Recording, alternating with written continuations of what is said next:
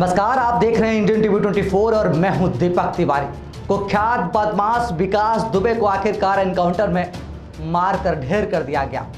विकास दुबे का तो एनकाउंटर हो गया, लेकिन विकास दुबे अपने पीछे कई अहम सवाल छोड़ गया है। तो अहम सवाल लेकर के मैं हूं आपके साथ दीपक तिवारी। ये सवाल मैं आपके सामने रखूंगा, आपका दिल खुद उसका जवाब देगा।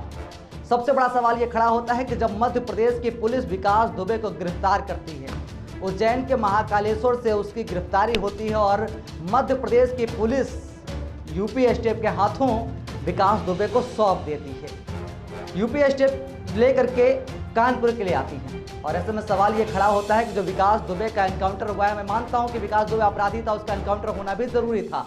लेकिन जब यूपी पुलिस और यूपी के एसटीएफ इस बात को जान रही थी कि वो कुख्यात बदमाश है, वो इससे पूर्व भी 8 लोगों की खाकी का रंग लाल कर चुका है, इतना बड़ा जघन्य अपराध कर चुका है, तो आखिर यूपी एसटीएफ और पुलिस ने उसके हाथों में हथकड़ी क्यों नहीं डाली? यह सबसे बड़ा अहम सवाल खड़ा होता है। और इसके अलावा एक और अहम सवाल, जब यूपी एसटीएफ और यूपी पुलिस उसको लेकर के कानपुर के लिए जा रही थी, तो उसके पीछे एक न्यूज चैनल का रिपोर्टर उस गाड़ियों को ट्रेस कर रहा था। आखिर क्या वजह थी? चाहे वो प्रशासन के मुलाजिम रहे हो या सत्ता के हुक्मरान रहे हो, मैं सवाल करना चाहता हूं कि आखिर क्या वजह थी कि मीडिया के रिपोर्टर को 20 किलोमीटर दूर रोक दिया गया और जिस जगह पर विकास दुबे का एनकाउंटर हुआ है वो जगह पूरी तरीके से सन्नाटी थी।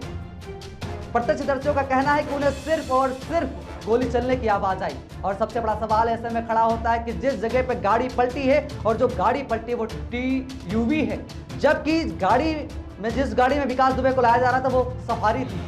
टीयूवी गाड़ी किसी भी फ्लीट में शामिल थी ही नहीं, तो आखिर वो आई तो कैसे आई? ये सबसे बड़ा अहम सवाल खड़ा हो रहा है। दूसरी बात, गाड़ी अगर पलटती है तो गाड़ी पलटने के बाद जब उस गाड़ी को क्रेन के द्वारा खींचा जा रहा था तो गाड़ी सीधी क्यों नहीं की गई? गाड़ी पलटी हुई दिशा में ही क्यों खींची गई? ताकि उस पर घसीटने के निशान बन जाए और वो कोर्ट में प्रस्तुत किए जा सके। ये बड़ा सवाल खड़ा होता है। ये दिल आपका खुद इसके लिए जिम्मेदार है, वो खुद जवाब देगा। और ऐसे में एक बड़ा सवाल और खड़ा होता है, हम आपको बता दें कि विकास दुबे का एनकाउंटर हुआ, कोई शक नहीं, वो अपराधी था, उसे सजा मिलनी भी चाहिए थी। हाई प्रोफाइल केस में पुलिस द्वारा सीधा जो है एनकाउंटर कर देना पुलिस व्यवस्था पर बड़ा सवाल खड़ा करता है। बस बड़ा सवाल ऐसे में कि जो विकास के साथ राजनीतिक लोग थे, वो सिस्टम के लोग शामिल थे, वो तो साफ साफ बच जाएंगे ना।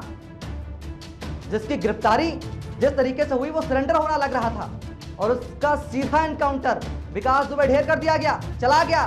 पर सवाल कानून व्यवस्था पर छोड़ करके गया है। जहां पर विकास दुबे का एनकाउंटर हुआ है वो सन्नाटे वाली जगह है।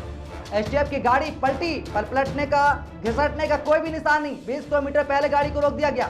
अहम सवाल खड़ा होता है। ये सबसे बड़ी बात तो ये निकल के आती है कि इतना कुख्यात बदमाश गैंगस्टर, या यूं समझ ले कि आतंक का पर्याय बन चुका विकास दुबे के ऊपर 60 जो है मुकदमे दर्ज थे। अभी तक किसी भी तरीके की उसकी गिरफ्तारी नहीं, कोई सजा नहीं।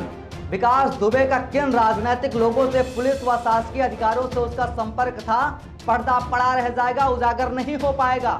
पिछले 3-4 दिनों में विकास के साथियों का एनकाउंटर हुआ, लेकिन सवाल सबसे बड़ा खड़ा यह होता है कि जो भी एनकाउंटर हुए उनका पैटर्न समान क्यों? यह सबसे बड़ा सवाल खड़ा होता है। और अन्य सवाल वो भी रख रहा हूं आपके सामने कि शूट आउट के 2 दिन बाद तक कानपुर में वो कैसे बना रहा? आखिर कानपुर से 92 किलोमीटर दूर औरैया तक विकास दुबे घटना को अंजाम देने के बाद कैसे पहुंचा?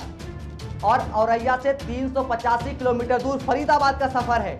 इतना लंबा सफर इतनी कड़ी चौकसी के बीच कैसे विकास दुबे जो है कानपुर से पहुंचता है औरैया के बीच में? कहीं पर गाड़ी से नहीं हुई, इतनी पूरी तरीके से कहीं ना कहीं तक व्यवस्था फेल नजर आई ना। फिर बड़ा सवाल कि फरीदाबाद से 773 किलोमीटर दूर उज्जैन है, विकास सकुशल तरीके से उज्जैन पहुंच जाता है।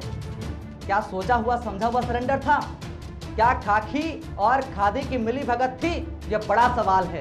अन्य और तमाम सवालों के साथ मैं आपको मिलूंगा। आपको जाने की जरूरत कहीं भी नहीं है। छोटे से ब्रेक ले रुकते हैं। देखते रहिए इंडियन टीवी 24 में, यानी दीपक तिवारी के साथ।